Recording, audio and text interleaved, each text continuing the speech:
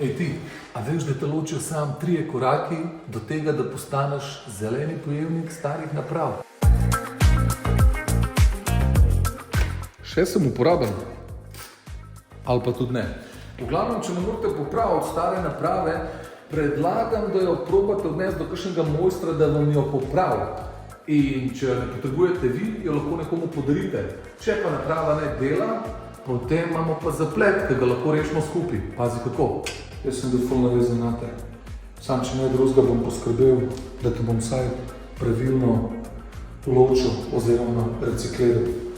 Kako pa naredimo to? Je tako enostavno. Ampak 5 piši, upme piši, vija, vaja ven.